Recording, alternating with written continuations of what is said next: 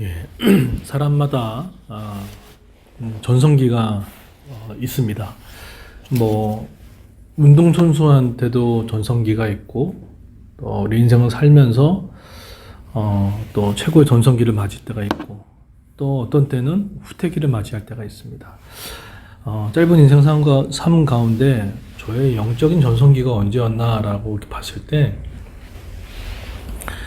개척 나오기 전에 한 3년, 4년이 저의 영적인 최고의 전성기였던 것 같아요. 자, 그러면 그때 최고의 전성기 때 시절은 어떤 시절이었냐라고 이렇게 누군가 물어보면, 교육적으로 상당히 어려웠던 시기였습니다.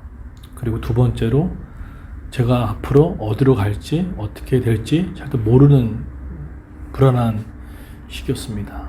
그런데 그때가 저한테는 가장 큰 전성기였어요. 그러니까 왜 그런가 봤더니, 그때 어떤 마음인지 모르겠지만 내 일보다, 내 가정 일보다, 또 나의 안위보다 어떻게 하면 이 어려움에 빠진 교회를 도울까, 그리고 이렇게 담임 목사가 없었을 때 어떻게 이 성도들을 말씀으로 잘 먹일까. 그때 제가 했던 게 두 가지가 있었던 것 같아요. 한 가지는 정말 신방 많이 했고요. 또 한 가지는 말씀을 정말 최선을 다해서 준비해서 대예배 때마다 10,000명, 15,000명이 넘는 영혼들한테 말씀을 증거했던 기억들이 있고요. 한 가지 덧붙이자면, 그때 제가 맡고 있던 진 일뿐만 아니라 교회에 많은 일들을 더 스스로 자발적으로 했던 기억들이 있습니다. 그 목적이 뭐였냐면, 제가 어떻게 되고자 했던 게 없었던 것 같아요. 가장 깨끗했던 시기였던 것 같아요. 그때가 제 인생의 최고의 전성기였습니다. 그때 기쁨이 넘쳤고, 정말 주님을 위해서 목숨까지 바쳐도 아깝지 않겠다, 이런 기쁨과 마음들이 놓여 있었습니다. 근데 세상의 관점으로 보게 되면 바보 같은 짓이잖아요. 당장 담임 목사님이 이제 청병에 오게 되면 사임을 해야 되고 악기를 준비해야 되는데, 오히려 되게 미련한 짓일 수도 있고 했는데, 하나님이 그 모습을 너무 많이 기뻐하셨던 기억들이 있습니다. 그래서 담임 목사님 오시고 나서도 원래는 오자마자 다 사임서를 내는데 한 3년인가요? 한 3, 4년을 계속 유예시켰던 경험들이 있었는데, 사실 그럴 수는 없어요. 한국교회의 어떤 생리상. 그렇다 그러면은 여러분의 최고의 전성기는 언제입니까? 근데 제가 그때 배웠던 중요한 교훈이 있어요. 이게 뭐냐면, 비를 안 맞으려고 사는 인생보다 오히려 비가 올 때 비를 맞고 오히려 첨벙첨벙 걸어가는 모습이 있을 때 오히려 자유를 느낄 수 있다는 것입니다. 이 얘기는 뭐냐면, 나의 일과 하나님의 일이 있었을 때 다 하나님의 일입니다. 그런데 내 시간과 내 어떤 계획과 그런 바운더리에서 어떤 하나님의 일을 하는 것은 사실 균형이라는 이름 명명 아래 사실은 큰 기쁨이 별로 없어요.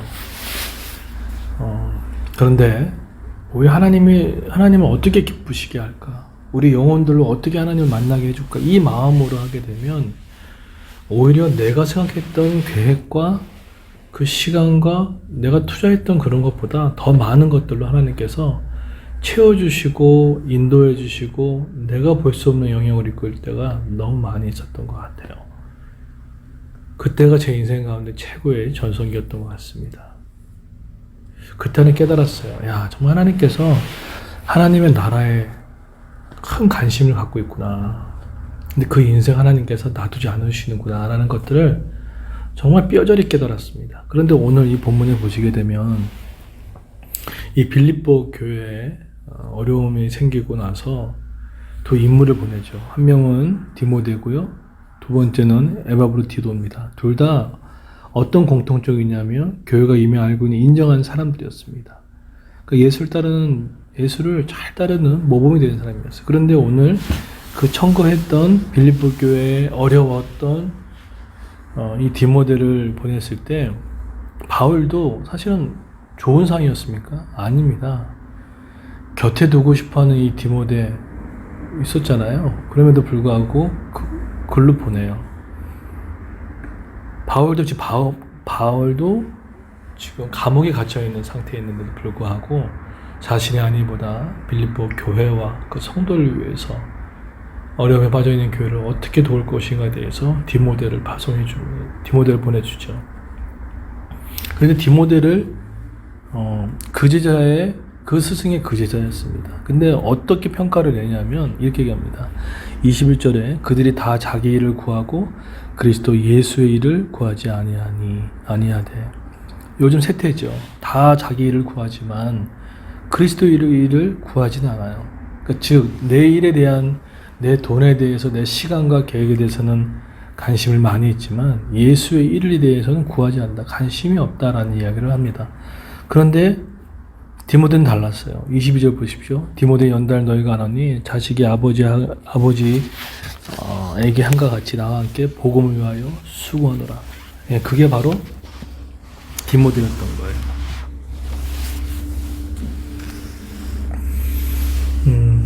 그래서 지금 디모데를 보냄으로 해서 이 어려움들을 모범이 될 만한 사람들을 보여주고 있다는 것을 볼 수가 있습니다. 여러분, 저는 목사님이 또 뭐 사람이 없어서 또 뭐 개척을 해서 그런 것보다 그렇게 듣지 마시고요. 정말로 이 생각을 갖고 한번 한 주를 살아보십시오. 우리 하나님을 어떻게 기쁘시게 할까? 어떻게 하면 나를 통해 하나님의 이름이 드러나고 영광 받으실까? 어떻게 하면 나와 지금 함께 있는 사람들이 하나님을 만날 수 있을까? 또 어떻게 하면 그 사람이 그리스도 안에서 행복할 수 있을까? 이 마음 갖고 하면요, 정말 이상하게 없던 에너지가 나오고 기쁨이 있고, 그리고 기도가 당당해집니다. 핵심은 그거예요. 기도가 당당해져요. 무슨 기도일까요? 그를 위해서, 그 나라와 그 사람을 위한 기도이기 때문에 하나님께 당당히 구해주시는데, 하나님은 이 기도의 응답은 무척이나 빠르게 응답해 주신 것을 경험하게 됩니다.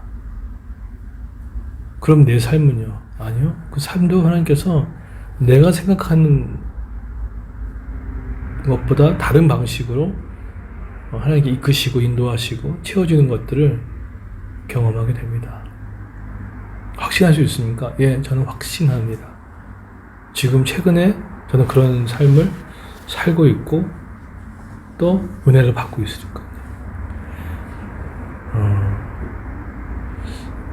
제가 전에 있는 교회에서 우리 진 외에는 관심이 별로 없었어요. 뭐 그것도 맞는 거죠. 내가 맡기는 책이다. 하지만 꼭 그것만은 아니었더라고요. 우선 내게 먼저 중요하지 않았나.